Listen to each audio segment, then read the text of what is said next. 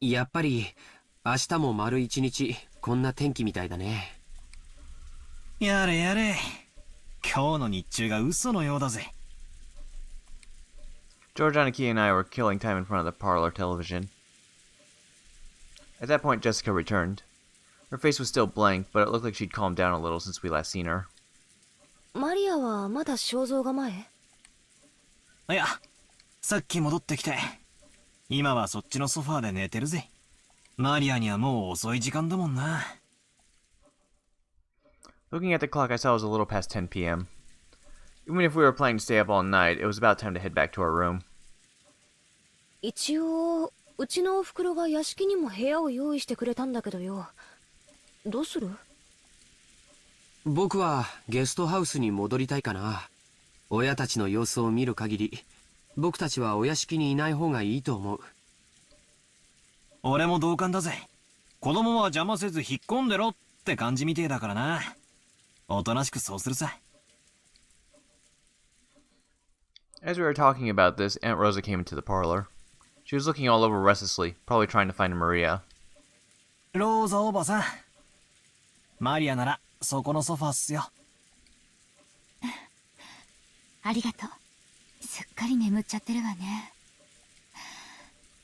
ベッドに移さないと。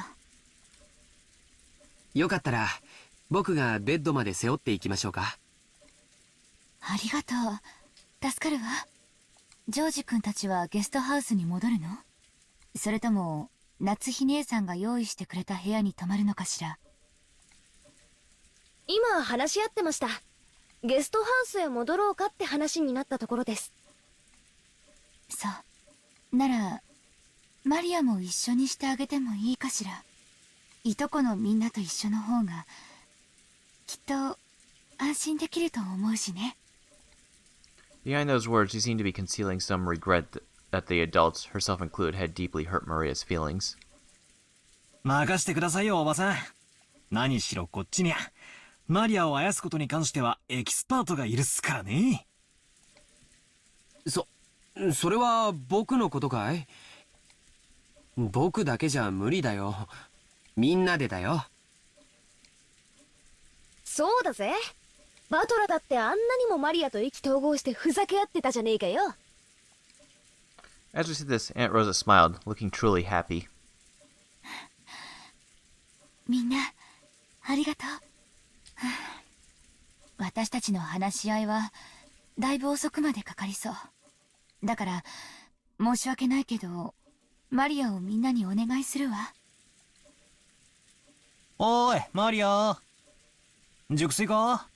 ゲストハウスに戻るぞ。Maria muttered something indistinct, rolled over and fell back asleep. It looked like she was sleeping deeply. すっかり寝込んじゃったようだぜ。起こすのは悪いな。うん、僕が背負うよ。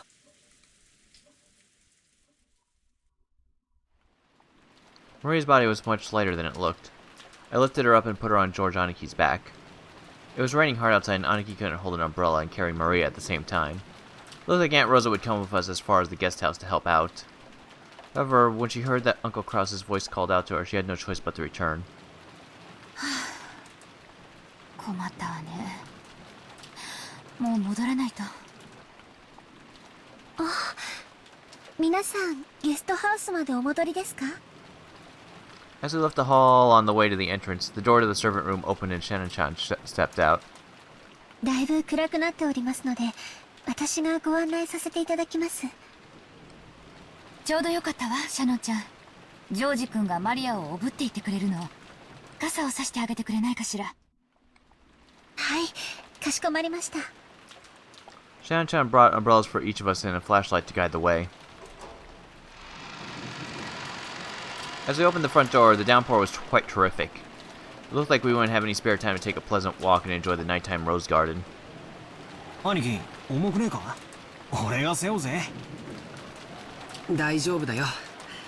マリアちゃんくらい背負えるよ。本当にありがとうね。マリアをよろしくお願い。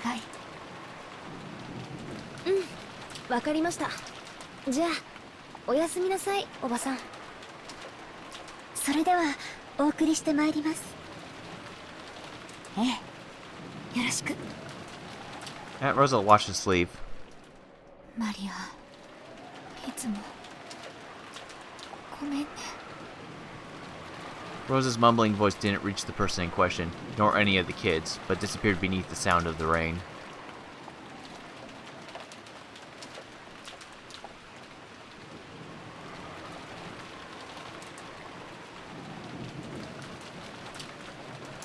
After cutting through the rainy rose garden, we arrived at the guest house. 俺がマリアを背負って立候補すりゃよかったぜ。そうすりゃ傘を差してくれるシャノンちゃんのでっけえお乳を二の腕でたっぷり堪能できたってのによ。そんなつもりじゃないよ。誤解だよ。そうしないとジョージ様が濡れてしまうと思いまして。ほーら、バカなこと言ってないで入るぜ。 After being urged on by Jessica, we folded up our umbrellas and went to the guest house. お召し物を濡らしてしまった方はいらっしゃいませんか？タオルを用意いたしますが。そこまで気を使わなくていいぜ。ありがとよ、シャノンちゃん。そうだ。僕たちはこれからトランプでもして少し遊ばないかって話なんだけど、よかったら少し一緒しないかい？あれ、今日のシフト、深夜勤は誰になってんだ？親族会議中は特別シフトになってたと思いました。少し変更も出てるみたいなので、ちょっと確認してきます。ああ、わざわざ屋敷に戻らないとわからないんなら無理に。大丈夫です。ゲストハウスの使用人室でわかりますので。ちょっと失礼しますね。 Shan-chan gave a quick bow and went to the guest house servant room. The rest of us headed for the cousin's room and decided to put Maria to bed for the time being. Maria was sleeping very deeply and there was absolutely no sign of her eyes opening. For now, we'd get some soft drinks out of the room's refrigerator and drink those while playing cards or something.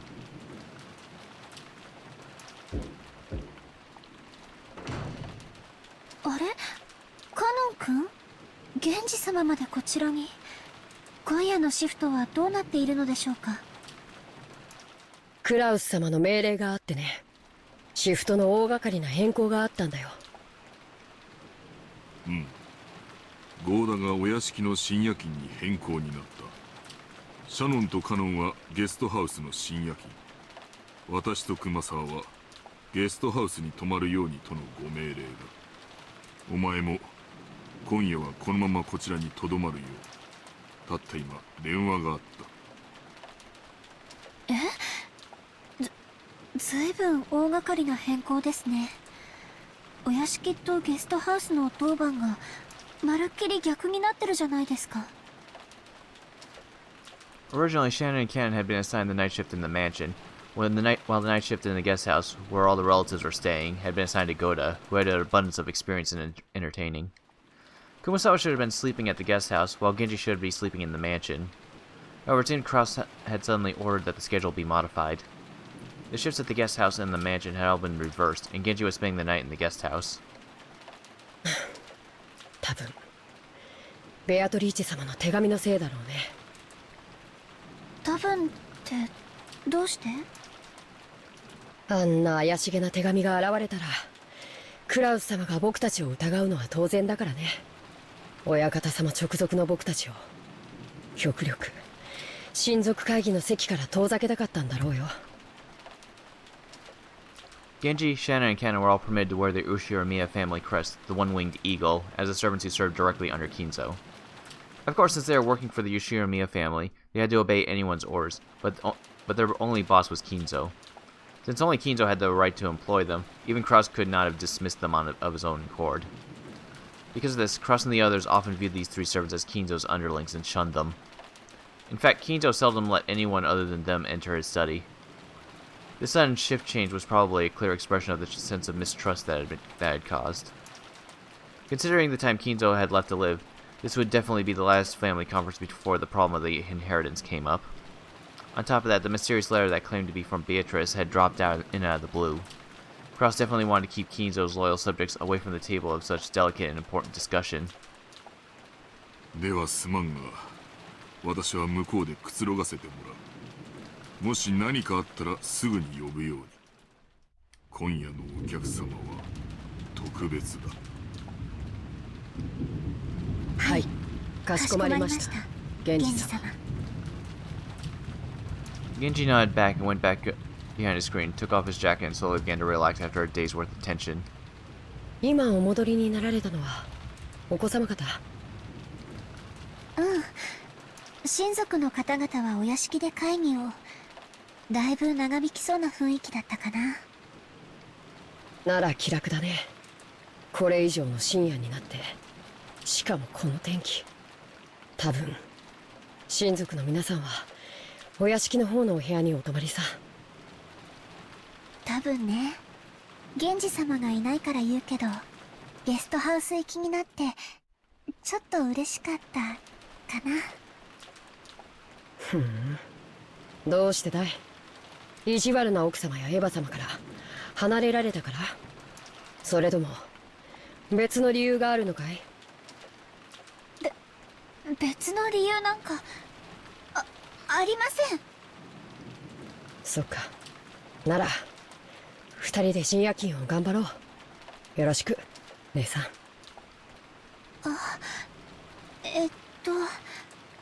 私ついさっきお子様方にお部屋で遊ばないかとお呼ばれしてて。 Shannon hung her head apologetically, gazing at Cannon uncertainly. Cannon didn't try to meet her eyes, and spoke curtly as he sighed. It looked like he didn't plan on indulging his sister. ダメだよ。深夜勤を仰せつかってる。それに僕たち家具には遊びのお誘いは必要ない。わかるね。そんなこと分かってます。Shannon's shoulders drooped slightly.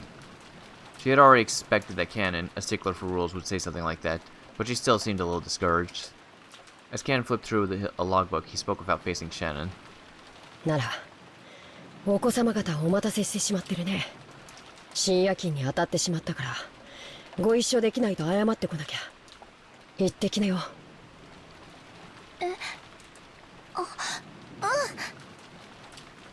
私謝ってくるね。 Shannon hurriedly stood from her seat before her brother's mood could change and flew out of the servant room after giving a quick bow. As he watched her go, Cannon took a single deep breath. Genji's voice came from beyond the screen. カノン、私がここにいるからお前も行くといい。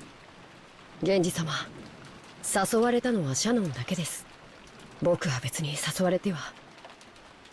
その場にいなかったからお声をかけられなかっただけだ。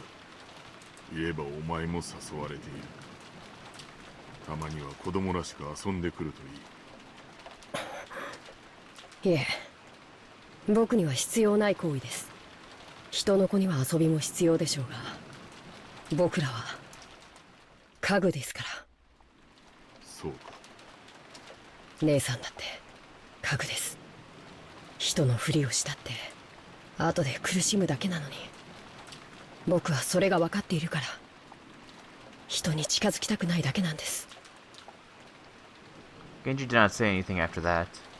After a while, he stood up and used a pot of hot water to make powdered cocoa, serving some to Cannon as well.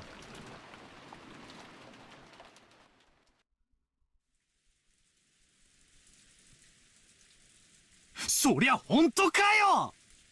そりゃ知らなかったぜ。バカ、声が大きいぜ。マリアが起きちゃうだろ。 Battler was so surprised he yelled obnoxiously and scattered his cards everywhere. His voice caused Maria to turn over once, but she soon fell back into a deep sleep. Jessica gave him a jab and he lowered his voice. いや、しかし言われてみれば確かにそれっぽい雰囲気はあったんだよな。なるほどな。ジョージの兄貴がな。 George couldn't be seen anywhere in the room. A short while ago, when Shannon came into the room, George suddenly said he had forgotten something in the mansion and needed to go back and get it. Shannon said she would guide him, just as she had on the way to the guest house, and the two of them departed together. いや、昔からそれっぽい気配はあったんだぜ。好きなものを聞いてきたり、趣味を聞いてきたりさ。単に関心を持つだけにしてはどうもなんて思ってたらよ。そういや、昔っからジョージの兄貴はシャノンちゃんにやたらと優しかった気がするぜ。なるほどな。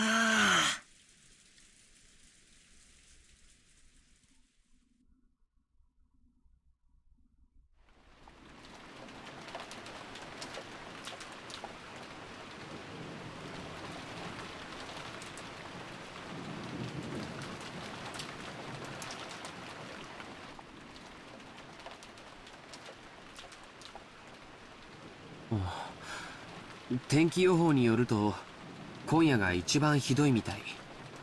明日いっぱいも止まないらしいけど、もう少しマシになるそうだよ。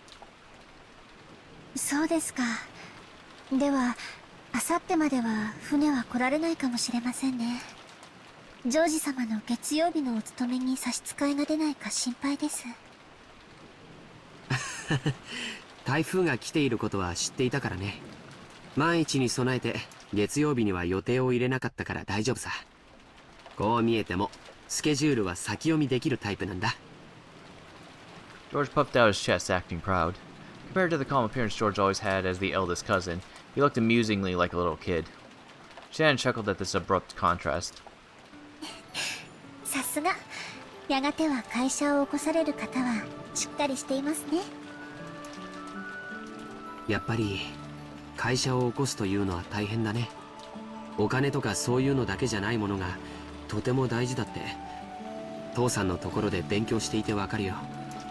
会社を起こすということは城を持ち部下を率いるということ。うちの父さんは秀吉って名前だけあって戦国武将のエピソードがとても好きでね。会社経営の哲学をよくそこから語るんだ。知ってるかい？戦国最強の騎馬軍団と恐れられた武田信玄も最初は部下たちの結束がバラバラで統率力をまるで発揮できなかったんだそうだよ。そうなんですか？なんだか意外ですね。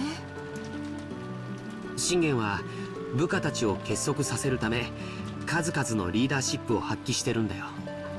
例えば戦場で武功を立てた部下に対しすぐその場で褒章を与えたり、普通こういうのは戦が終わってからまとめてやるものだからね。それを戦場の本陣の中にいながらまめにやり続け、部下の武功を素早く評価しやる気につなげたというのは非常に大きいことだよ。それから部下が病気で伏せった時には誰よりも早く駆けつけお見舞いをしたとかね。武田信玄は戦国最強の騎馬軍団を率いただけじゃない、戦国一の部下思いの人だったんだよ。そんな方だから部下の皆さんもついてきてくれたんですね。The truth was, Shannon had already heard the story several years ago.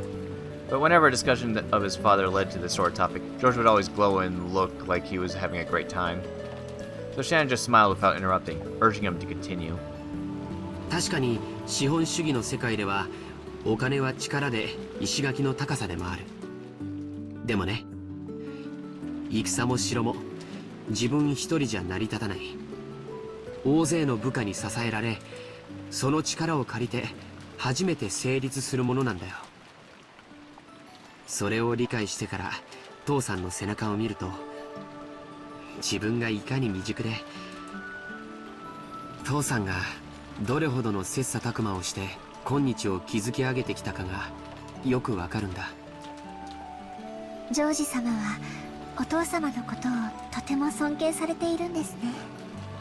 羨ましいです。ごめん、別にそういう意味で言ったんじゃないんだよ。すみません。私も別にそういう意味で言ったつもりは。The two of them awkwardly looked at their feet. Shannon had no parents. She had been brought up in an orphanage owned by Kinzo called the Fukiin House. Under the guidance of Kinzo, their honorary director, the orphanage offered members who excelled at a chance for the on-the-job serving experience.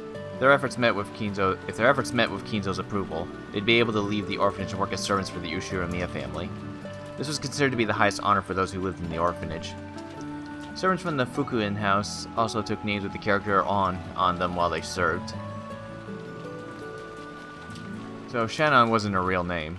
The same went for Kanon. All the members of the Fukuin house were orphans. At least, they were all people who had been separated from their parents under special circumstances. Because of this, the orphans had been taught to each think of each other as their only family. That's why it seemed so natural to both of them when Kanon called Shannon his sister. And while both Shannon and Kanon were both working at the mansion today, there were several other servants possessing on in their names, such as Manon and Lennon, who also worked in a rotation schedule. However, there are not many servants who stayed with the Ushiramiya family for long. It was standard for them to quit after 3 years.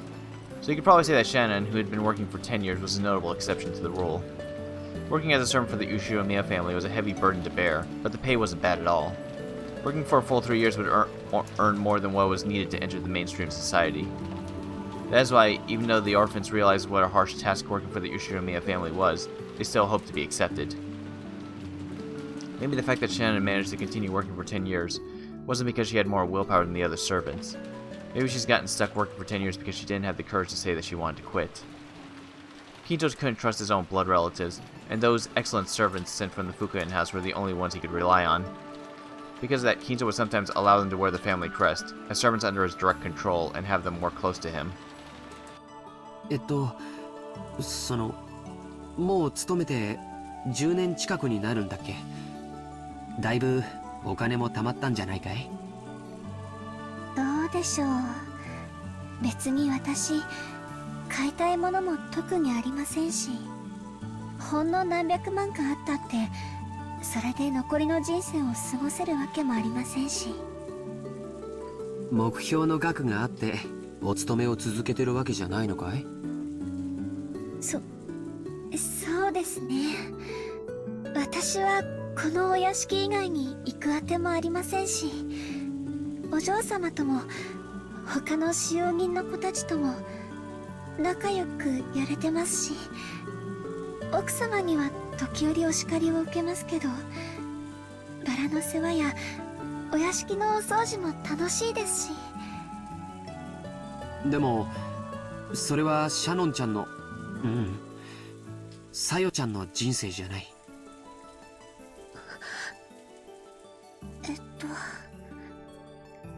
Shannon cast her eyes downward when she heard her real name. She understood what George was trying to say and fell silent. 僕は成人し、社会人になってからも勉強して分かったことがある。子供の頃、僕らが思っていたほど人生は単調で短くないんだ。All school-age kids have certain fears they can't shake. They wonder whether they'll live for the rest of their lives like sleepy classes, like after a monotonous and boring school day, spending their time in a carefree laziness without anything interesting happening until it's all over. However, life's only like that for underage students. Compared to a human's life, the time they spend as students is nothing more than a blink of an eye, a period where they break through the shells of their immaturity. Inside of the shell might be a hot, suffocating, and boring world, but the world beyond that shell is vast and filled with limitless possibilities. 君の人生はまだシャノンという殻の中でしかないんだ。君は自分の人生がこの生活のままずっと続いていくと勘違いしてるんじゃないかな。それは。Shannon couldn't deny those words. She had been unable to harbor any clear doubts about her lifestyle.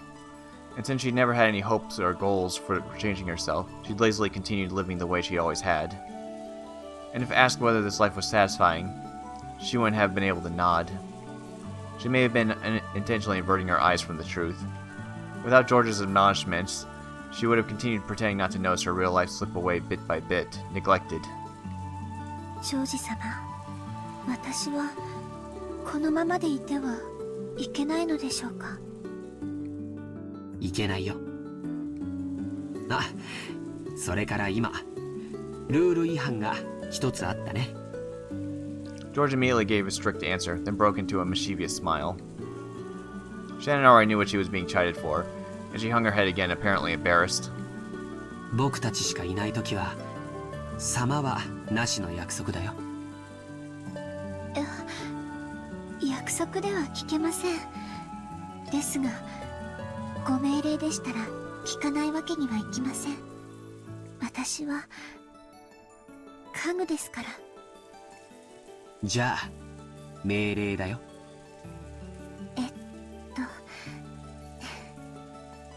はい、かしこまりました、ジョージさん。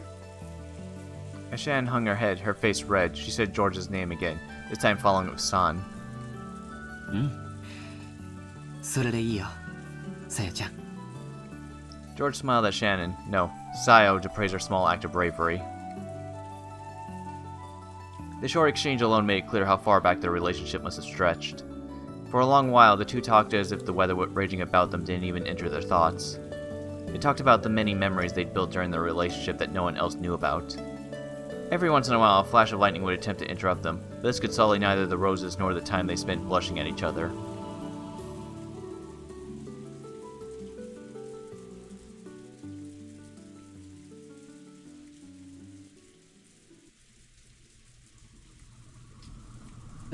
そうだ、君に見せたいものがあって。なんでしょうか。 George, who had been speaking eloquently, suddenly starts to stutter. Watching him, Shannon seemed to guess something. George timidly searched through his pocket. Something caught in the depths of his pocket, and just like the stuttering George, took a while to get it out. It was a very small box. A small box covered in deep blue velvet. That peculiar shape was enough to tell anyone what was resting inside. Shannon had prepared her heart somewhat, certain beforehand that this is what he had been planning. But even so, when she actually saw it, she couldn't avoid blushing once more. George opened the small box and took something out, and held it out for Shannon to take. これを君に受け取ってほしいんだ。このような高価なものはお受け取りできません。受け取れない。いえ、こんなもの私には過ぎていて。さよ、これはお願いじゃない。命令だよ。この指輪を受け取ってね。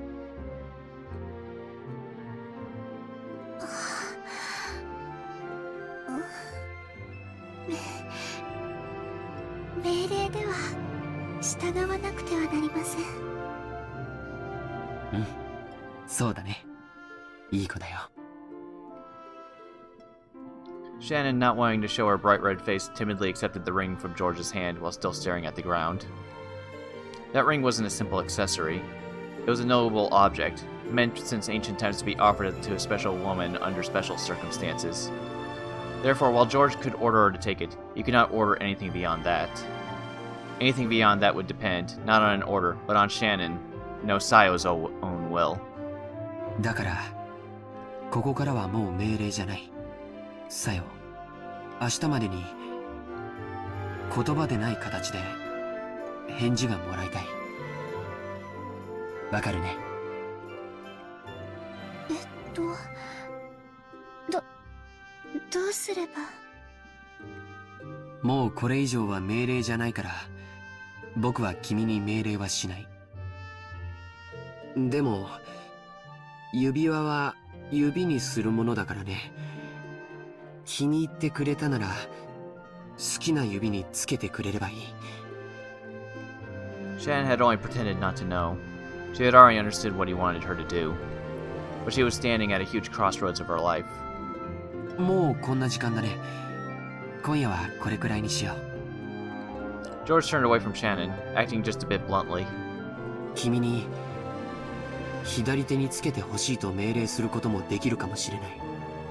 君も命令されればそれに従えるという臆病な甘えがあるかもしれない。でも最後のここだけは君のさよの意志でしてもらいたいんだ。わかるね。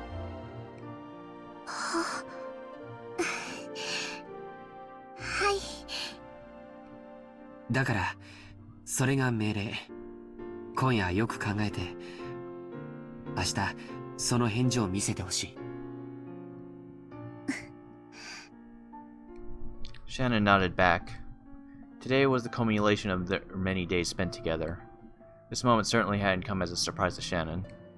そろそろゲストハウスに戻ろうか。これ以上遅いとみんなを心配させちゃうよ。すみません。私、お屋敷にいようを思い出しまして、お屋敷へ行かねばなりません。こんな時間に本当かな。 George stared into Shannon's face as he laughed mischievously. He definitely saw through Shannon's lie. However, when he saw how she felt, he could sort of understand that she might be so embarrassed that she'd want to be alone. So because George realized the meaning behind Shannon's lie, he accepted it.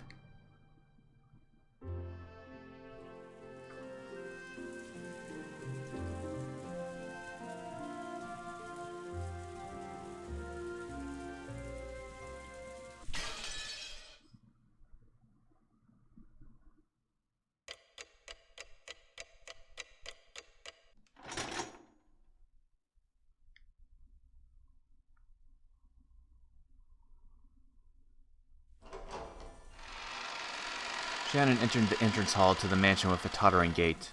A mixture of exhilaration and uncertainty gave her the feeling that she couldn't easily describe. It swelled up in her chest until it felt like she was about to burst. After stopping for a second in front of the servant room to take a deep breath and calm her heart, she opened the door. Inside, Goda, who had been ordered to take the midnight shift at the mansion tonight, was absorbed in a worn-out crossword puzzle magazine. He looked up for an instant to see if one of the family had come, but when he realized it was a fellow servant, he returned to his puzzle as if nothing had happened.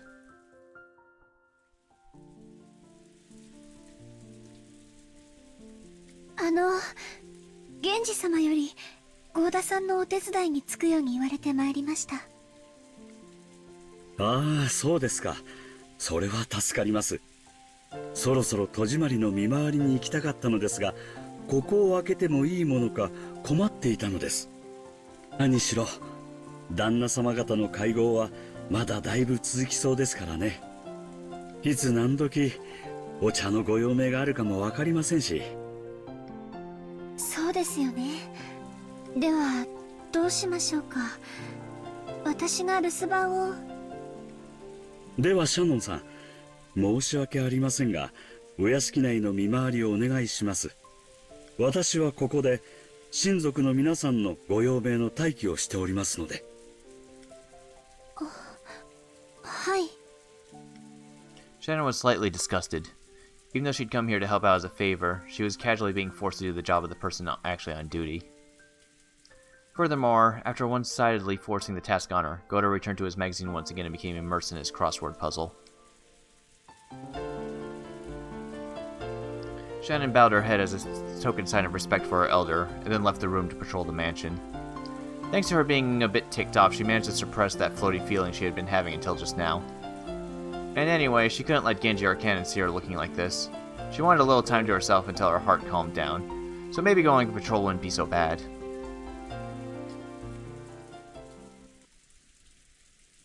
She began to hear the tumultuous voices of the family discussion coming from the dining hall. Someone was speaking at great length, only to be interrupted by someone else.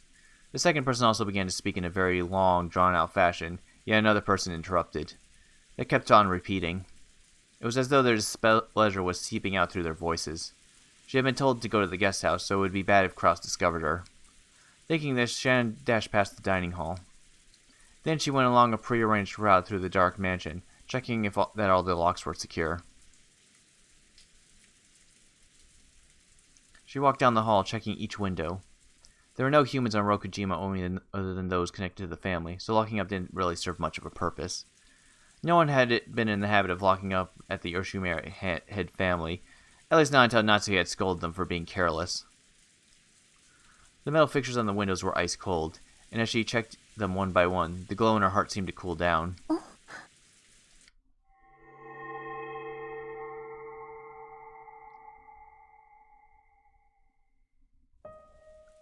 At that time, she thought she saw something twinkling across the hall. Twinkling? How could anything be twinkling through the darkness of the hall?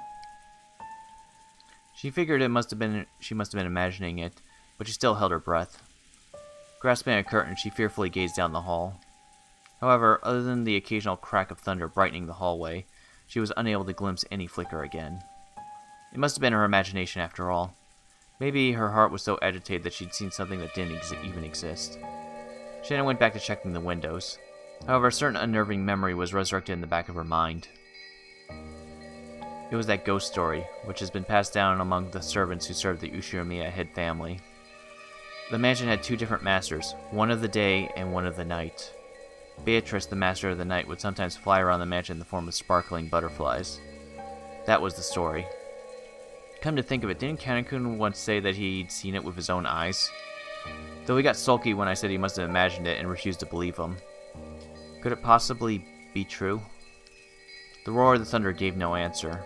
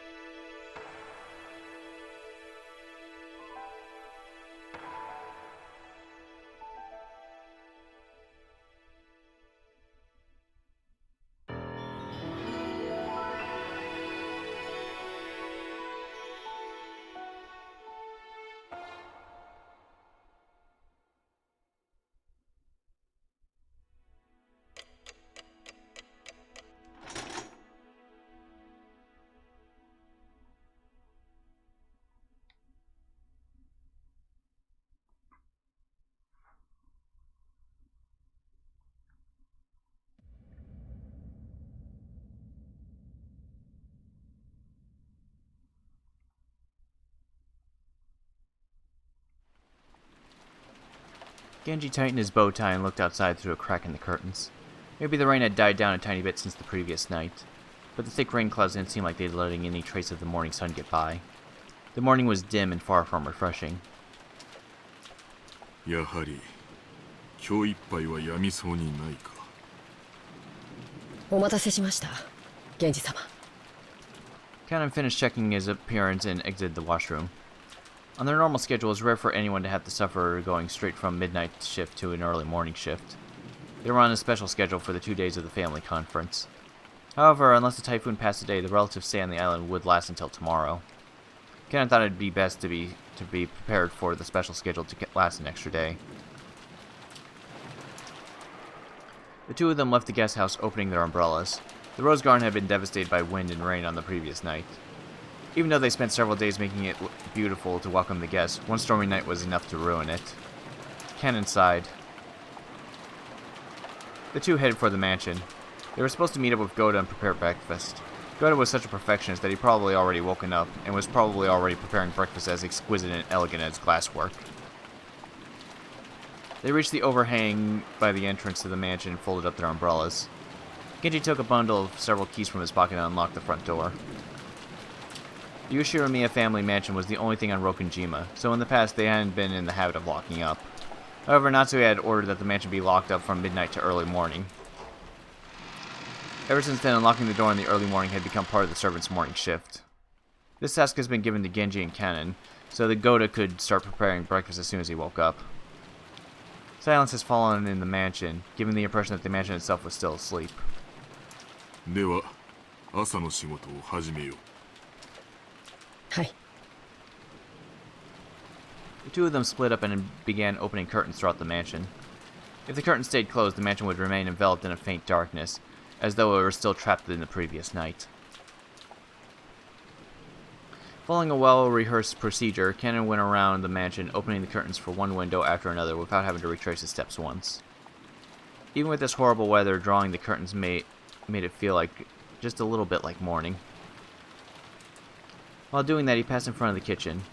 Even though he hadn't smelled anything yet, his stomach started aching for some of Goda's prized cooking. おはようございます。 He had tried to greet Goda, who should have been starting breakfast already, but Goda was nowhere to be seen. The kitchen was darkly lit.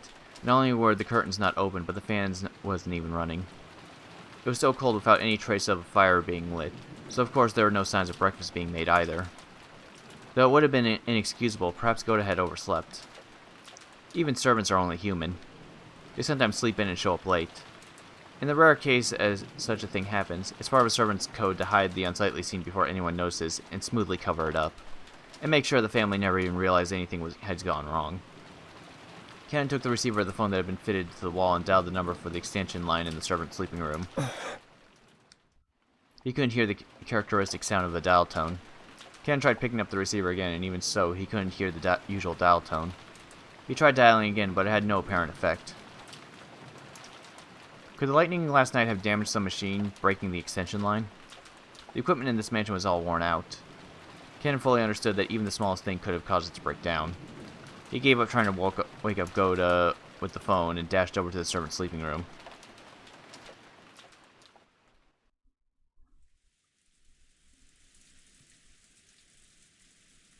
How long has it been since I stopped sleeping and started lazily staring up at the ceiling? That vague sense of awakening was part of Natsuhi's usual morning experience. She always slept lightly and couldn't sleep at all without medicine. To Natsuhi, sleep was definitely not a happy thing. While she looked outside, she saw it was still pouring. She hadn't sensed the tiny amount of light, so she might have mistaken that it was still the previous night. She herself was one of the hosts, so she mustn't wake up later than her guests. Urging herself on, she raised up her body, which still hadn't completely recovered from yesterday's weariness. No one would torment her as long as she remained inside this room, and her headache wouldn't get any worse here.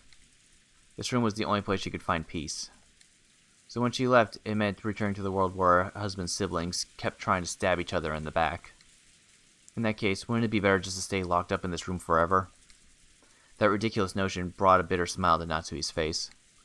She was starting to sound like Kinzo. Though she often complained about Kinzo staying locked up in his own room and refusing to attend to everyone else, the truth was that she longed to do the same. Natsuhi gave her head a small shake, and her fantasy was replaced by the reawakening of her usual headache.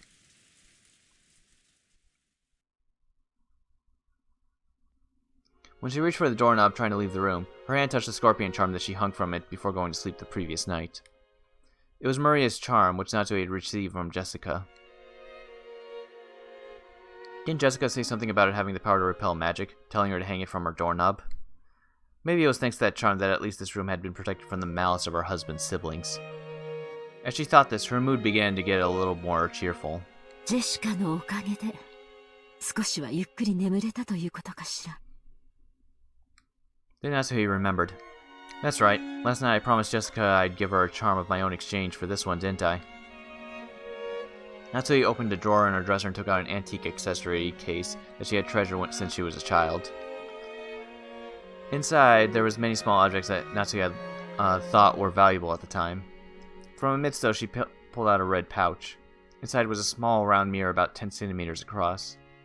It looked quite old, but the design on the back of the mirror was very ornate, and felt like something with historical value.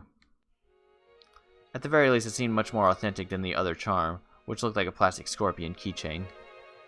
She had heard this was a spiritual mirror for warding off evil spirits, and she had been giving it specially by her grandmother when her grandfather's mementos had been distributed. It had been believed since long ago that a strange power resided in this mirror. Perhaps people thought it could reflect the calamity and malice in the same way it reflected light. That's why he returned the mirror to its pouch. It would probably be a fitting object to hand over to Jessica. Just as he was placing it in her pocket, the sound of someone knocking on the door suddenly echoed throughout the room. Hi. おはようございます、奥様。源氏でございます。早朝から申し訳ございません。今行きます。何事ですか? No servant had ever come to her this early in the morning, nor had any come to awake her in person. Perhaps something bad had happened. Maybe some fatal oversight had been made while preparing breakfast, something that would shame the household in front of their guests. Natsui took a deep breath in anticipation for whatever trouble she was about to hear of. When she opened the door, Genji once again gave a morning greeting while bowing deeply. Natsui tentatively responded. おはようございます。何かありましたか? 申し訳ございません。昨夜の落雷で電話機器に故障が出たようです。内線電話が不通になっておりますもので、直接のお伺いになってしまったことをお許しください。内線電話が普通? それは面倒になりましたね。修理は可能ですか?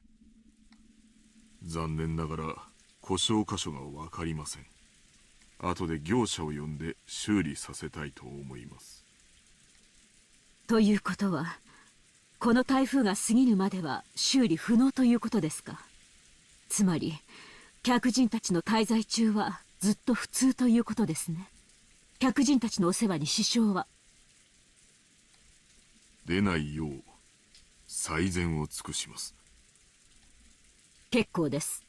粗相のないようよろしく頼みます。Natsui let out a small sigh of relief. She had been prepared for the worst, but damage to the telephones wasn't the kind of trouble she was worried about. Then again, even this would probably be enough to spark sarcasm from Eva. Natsui gave her head a light shake. 朝食の準備は順調ですか? それがゴーダの姿が見えません。朝食の支度もまだ行われておらず。何ですって? Natsui was indignant. To her, this was a much bigger problem than the phones not working. And despite that, this piece of information was the part that had been postponed. Why did everything go well most of the time, then when something like this, and then come to this, something like this when the relatives were visiting? Natsui put her hand to her forehead and shook her head. 大方朝寝坊でもしているのでしょう。とにかく、誰でもいいから急いで朝食の準備を。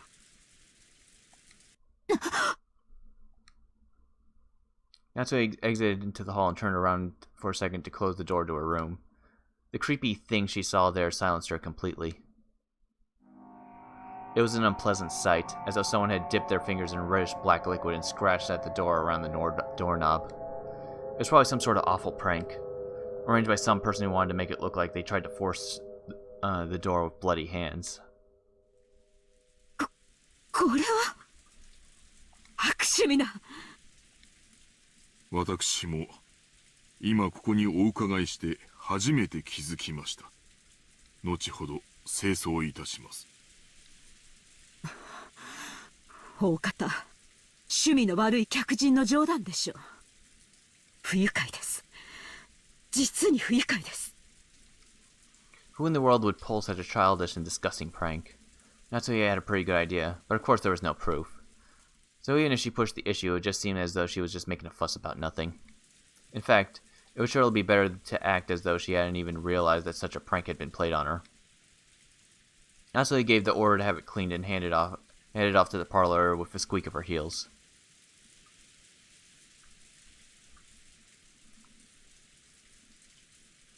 When Natsui and Genji arrived in the parlor, Eva and Hideyoshi were already there. おはようございます、皆さん。おはよう、夏日さん。朝食も合田さんが作るっちゅう話やないか。朝から胃袋が大喜びで騒ぎっぱなしなんや。本家の楽しみは食事くらいがせいぜいですものね。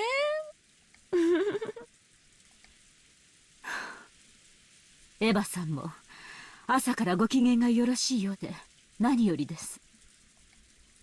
With a wary expression, Natsui returned Ava's gaze, which was fiercely competitive despite the early hour. Then Cannon jogged in. After bowing an apology to the relatives for running inside the mansion, he noticed Genji told him something in a small voice. カノン、ゴーダはまだ見つからないのですか？申し訳ございません、奥様。お屋敷内もゲストハウスも回ったのですが、まだ。一体どこへ行ったというのです？とりあえず今はゴーダより朝食の準備が先決です。至急対応しなさい。はい。Cannon glanced at Genji. It seemed he had something else to report, but it was uncertain whether or not the words should come from him. Genji nodded and decided to give the report himself. 奥様、ゴーダだけではありません。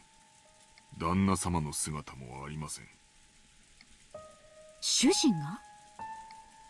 はい。奥様より先に旦那様に朝食の準備がないことをご報告しようと思い、それから旦那様だけではありません。ルドルフ様ご夫妻とローザ様のお姿もありません。ゲストハウスにも屋敷にもですか？はい。ゲストハウスの部屋にもおられません。When she heard that Goda alone was missing, she assumed that he slept in or was loafing around somewhere. However, now that she learned that several of the relatives were also nowhere to be seen, she began to take a slightly more optimistic view. Could last night's family conference have continued all night, up until the present moment? If so, they might have wanted to cool their heads after being shut in a stuffy room, going out for walks on their own through the rain. The part about cooling their heads really sounded like something Cross would say. Goda had probably been summoned to accompany them and aid them in some way. Goda was not a man who lost track of time. He had to understand that preparations for breakfast would be hindered if he did not return. However, maybe the family conference had continued until this very moment, with an atmosphere that would make it hard for anyone to slip out. Yes, that theory would be quite convincing for Natsui. She remembered the illusion that she felt this morning, as though the previous night had never ended. When she learned that that feeling wasn't just an illusion, she once again took a deep and wary breath. After all, that banquet of filthy vultures circling Kinto's property was still going on. 大方、庭園のどこか、あるいは海岸の方で相も変わらず遺産の話を繰り返しているのでしょう。とにかく、ゴーダを呼び戻さなくては、いつまでも朝食の準備が整いません。ってことはなんや。兄さんたちの話し合いはまだ続いとるんか。She had planned to say it in a small voice, but Hideyoshi overheard Natsuki and managed to grasp the situation. 兄さんもルドルフもタフね。ローザの場合は若さかしら。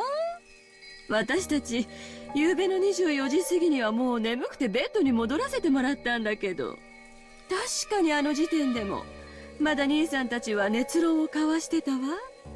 男って、熱くなると嫌ね。Natsui snorted, her face still blank. カノン、表を探してらっしゃい。ゴーダを見つけたら、すぐに戻って朝食の準備をするよう伝えなさい。かしこまりました。夏日姉さん、表とは限らないわよ。お父様の書斎ってことはないかしら。なるほど。考えられん話やないで。どういう話の流れかはわからんが、お父さんの主催に場所を移してお父さんにも混じってもらって議論を続けてるっちゅう可能性は十分あるやろ。そのような汚らわしい話題を好んでお父様が書斎へ招き入れることなど考えられません。あらそう。じゃあ仕方ないわね。源氏さんとカノン君は申し訳ないけど外を探してきてちょうだい。確かに兄さんなら頭を冷やすために外を散歩しようなんて言い出しても不思議はないわ。たとえこんな天気でもね。私はお父様の書斎に行ってくるわ。ひょっとするとそこにいるかもしれないしね。客人であるエヴァさんにそこまでのご足労はおかけできません。私が行ってきます。朝のご挨拶も兼ねて。あら、じゃあお願いするわね。でも朝の挨拶を交わしてくれるかは疑わしいわね。夏日姉さんってお父様とは仲よろしかったかしら？仲が良いかは分かりかねますが、後宮家の跡継ぎの妻を許されるだけの信頼を得ていると確信しています。なら、きっと返事くらいはしてくれるわね。お父様とは朝食くらいご一緒したいの。ぜひ降りてきてくださるよう説得してくれないかしら？私たちはすっかり嫌われちゃってるみたいだけど、そこまで信頼を得ている夏日姉さんの言うことなら聞いてくれそうですもの。そこまで短歌を切ってお父様を説得できず、一人で降りてきちゃったりしたら、信頼を得ているなんて二度と言えないかもね。自信はありませんが、努力はします。Natsui responded, looking discouraged. However, knowing Kinzo's temperament, she had absolutely no confidence in her ability to bring him out. Ava was clearly mocking her, confident that Natsui wouldn't be able to get Kinzo to come down. But even so, Natsui would lose face if she gave up, saying it was impossible and letting Ava go instead. Ava's mean-spirited and unreasonable demand made Natsui clench her fists slightly. When Genji realized this, he spoke to her over her shoulder. 奥様、よろしければこれをお持ちください。それは？ Genji handed Natsui a sparkling gold key of ornate design. It was the key to Kinzo's study. The study had an auto lock and couldn't be unlocked as long as Kinzo forbade entrance. However, since Genji was especially trusted by Kinzo, he was allowed to carry a key to that door. でもこの鍵を使ったら、あなたも咎めを受けるのではありませんか？親方様は深くお休みになられている時、扉を叩くくらいではお耳に届かないこともございます。それに親方様にお部屋を出ていただくよう説得するには扉越しでは難しゅうございましょう。ぜひお使いください。Genji.